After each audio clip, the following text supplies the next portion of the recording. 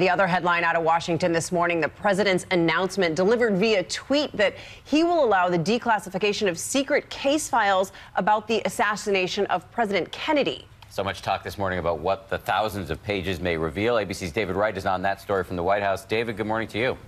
Good morning, Dan and Cecilia. This is a day that conspiracy theorists have been waiting a lifetime for. The final batch of documents related to the JFK assassination, about 3,000 pages in all. The president now says he's inclined to release them, and only he can make that decision. At a moment when his administration is getting raked over the coals over that attack in Niger, embroiled in a debate over how best to console Gold Star families, President Trump tweeted this weekend about JFK and the mother of all conspiracy theories. President Kennedy has been shot in Dallas, Texas. November 22nd, 1963. All these years later, how exactly this tragedy came to pass and why, we're not 100% sure. Enter President Trump on Twitter this weekend. Subject to the receipt of further information, I will be allowing, as president, the long-blocked and classified JFK files to be opened. The president is releasing the documents, even though the intelligence community would rather he not.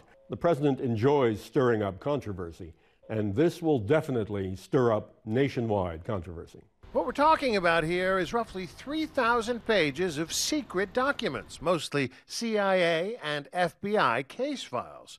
Trump's friend and sometime political advisor Roger Stone has his own conspiracy theory why Trump should release the documents. Because I believe they show that Oswald was trained, nurtured, and put in place by the Central Intelligence Agency. It sheds very bad light on the deep state, the same characters trying to take down our president right now. Raw case files could breathe new life into all sorts of conspiracy theories. Just because something is labeled as an intelligence report doesn't mean it's true. Therefore, citizens looking at these files could easily be confused and come to the conclusion that President Kennedy was killed by the Russians or the Cubans or the American mafia, because some intelligence report in the files says that, but it may not be true. All of this was set in motion decades ago. Back in 1992, Congress passed a law that required the National Archives to release all of the Kennedy-related documents by this year. That deadline expires this week, October 26th. So the notion that the President Trump, the 45th president, is controlling the timing of all this, that too may be a conspiracy theory. And those conspiracy theories not expected to be put to bed after the release of these documents, David. But I want to talk about one other headline out this morning. This one about the Russia investigation, with the president's aides facing mounting legal fees, big fees. The president himself is now offering to foot the bill. That's right. This is a story that was broken by Axios. The president promising $430,000 of his own money to help defray the legal costs associated with the Russia investigation for campaign associates. Now, $430,000 happens to be the amount that the RNC has already paid for the president's lawyers and Don Jr.'s. So make of that what you will.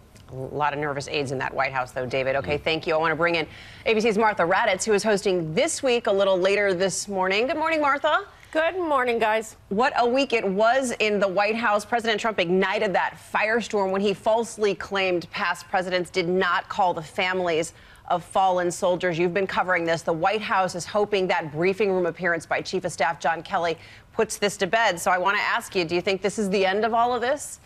Well, you know the answer to that too, Cecilia, and I don't think it is. I think if John Kelly, who gave such an emotional and powerful answer about those condolence calls to Gold Star families, he, of course, lost his son in Afghanistan. Very moving, very emotional. But then he went on to criticize Congresswoman Wilson, saying he couldn't believe she was listening to that call, saying she'd talked about raising money at a dedication of a memorial in Florida, and that turned out to be wrong. So I don't think this controversy goes away. As you know, Cecilia, very well, John Kelly, General Kelly, is seen as a steadying force in the White House, nonpartisan. This is the most political anyone has seen him thus far. Let's talk about the situation in North Korea. Meanwhile, you spent the past week on the USS Reagan aircraft carrier, which is in the region. Polls show Americans are really worried about the potential of war. After what you experienced this week, how close do you think we are?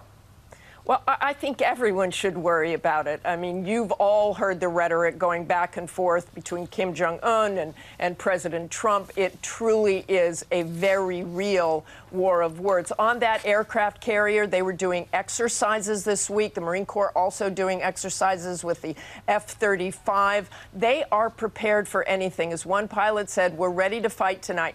Nobody wants to, but truly no one has any idea what will happen at this point, but they are prepared, and we'll show you all about that. This is a huge story. We're looking forward to hearing much more from you, Martha. Thank you. As always, Martha has a big show coming up on this Sunday morning. She's going to go one-on-one with the former CIA Director, General David Petraeus. Plus, she has that exclusive look at U.S. military preparations near North Korea from the aircraft carrier there. That's all coming up on This Week later this morning.